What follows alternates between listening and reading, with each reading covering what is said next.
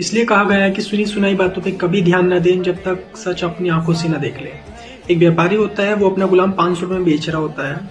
तो वहीं से एक अमीर सौदागर गुजर रहा होता है। वो व्यापारी से पूछता है, 500 रुपए गुलाम इतना सस्ता, कुछ करता धरता नहीं है क्या?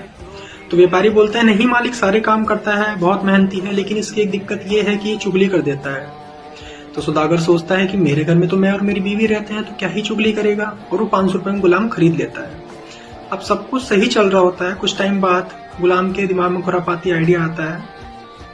तो मालकिन से आके बोलता है कि मालकिन, आपको पता है कि मालिक का एक और चक्कर बाहर चल रहा है। अब मालकिन ये बात सुन के बहुत ज्यादा रोती है।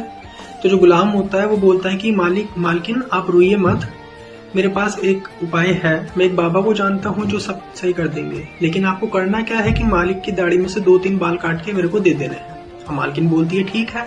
अब जैसे ही शाम होती है, उसका पति सोने में नाटक करता है। उसकी पत्नी कमरे में आती, कैंची उठाती है। जैसे ही अपने पति के दाढ़ी के बाल काटने जा रही होती है, पति आंखें खोलता है, उसके हाथ से कैंची छीनता है और उसके सीधे गले में भोंक देता है। अब जब ये सारी बात लड़की वालों को पता चलती है, तो लड़की वाले मिलके लड़के को खत्म कर देते हैं।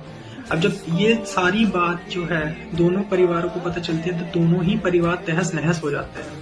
तो इसलिए कहा गया है कि शरीर में बोया जाने वाला जहर जो है उसकी दवाई होती है, लेकिन जो कान में बोया जाने वाला जहर है उसकी कोई दवाई नहीं होती है। ये एक ऐसा जहर है जो कि पूरी नस्लें खराब कर देता है। तो सुनी सुनाई बातों पे कभी ध्यान नहीं दीजिए जब तक सच अपनी आंखों से न देख ले।